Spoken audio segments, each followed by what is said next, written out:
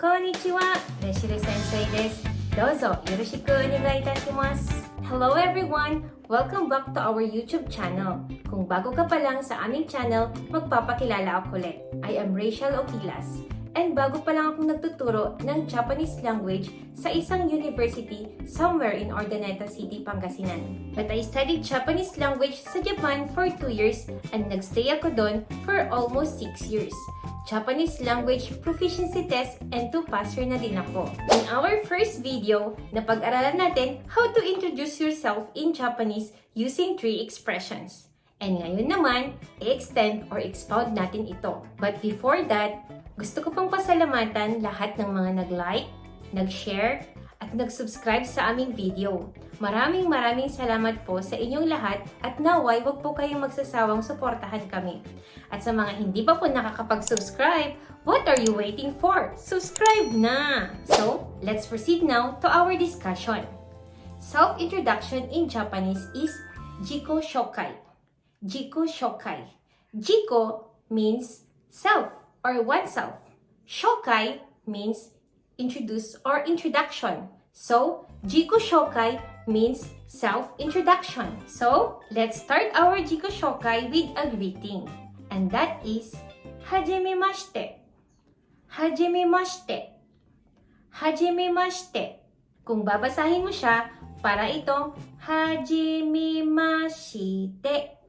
Pero actually, pinopronounce ito as Hajimemashite.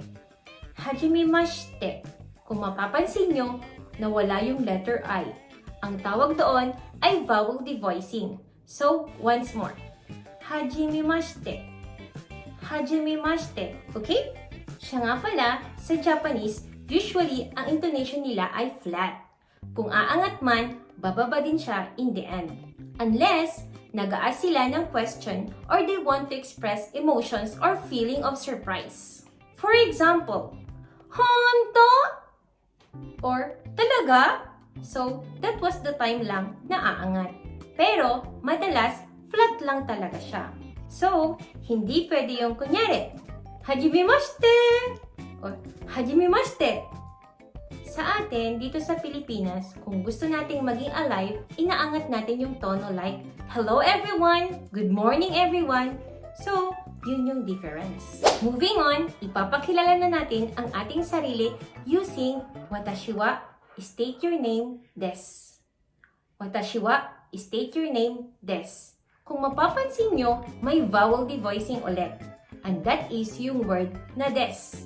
Kung babasahin natin, para siyang desu. Desu. Pero actually, pinopronounce siya as desu. At paggalang ito sa Japan kung may desu.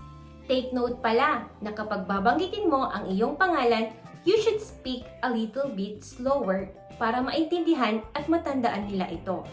So, it goes like this. I am Rachel Opilas. In Japanese, watashi wa Reshiru Opirasu desu. Watashi wa Reshiru Opirasu desu.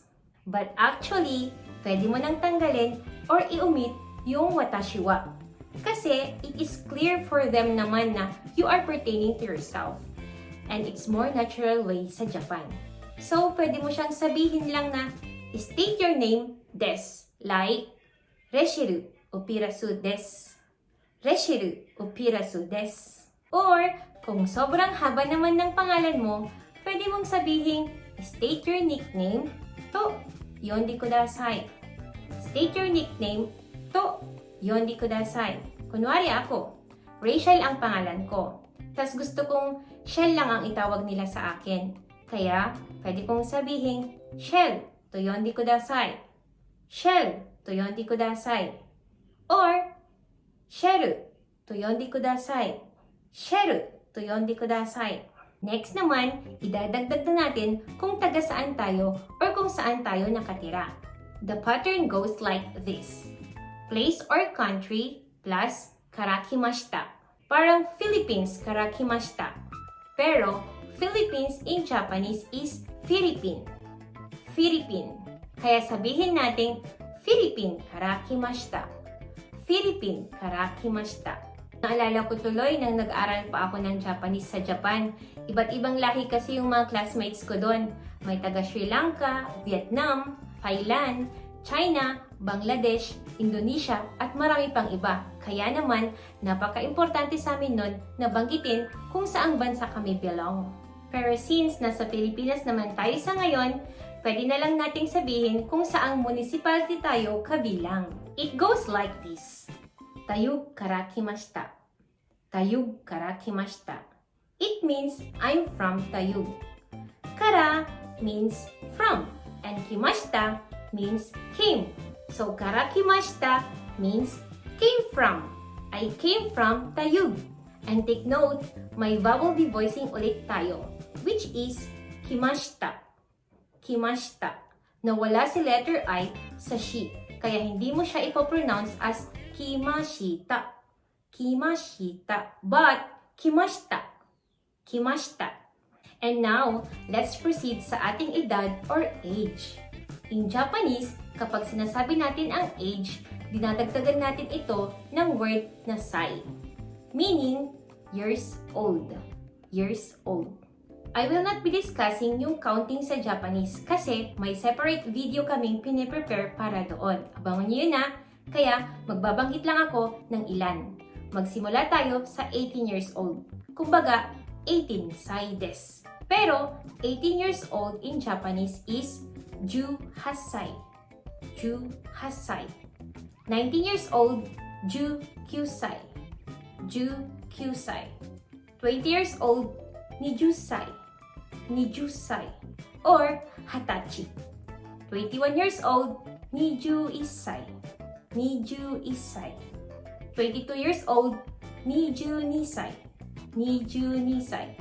23 years old, 23 sai. 23 sai. 24 years old, 24 sai. 24 sai. 25 years old, 25 sai. 25 sai. 26 years old, 26 sai. 26 sai. 27 years old, 27 sai. 27 sai. 28 years old, 28 sai. 28 sai. 29 years old, 29 sai. 29 sai. At 30 years old, 30 sai. 30 sai. So, hanggang 30 years old muna tayo. Kung wala sa nabanggit yung edad nyo, pwede nyong i-search or mag-comment below para ma-translate namin ang inyong edad sa Japanese. So, doon na tayo sa pinaka-last part, ang dozo yoroshiku onegai shimasu. Dozo yoroshiku onegai shimasu. Meaning, please be good to me. Or sabi nila, ang pinaka-the best na translation ay, I hope you will extend your favor towards me.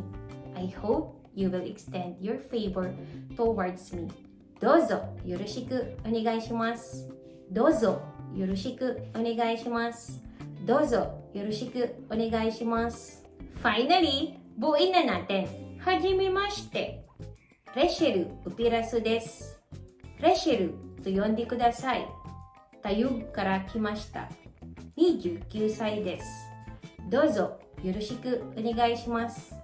Isa pa? Hajimemashite. Reshiru upirasu desu. Reshiru to yondi kudasai. Tayug kara kimashita. 29 sai desu. Dozo yoroshiku onegai shimasu.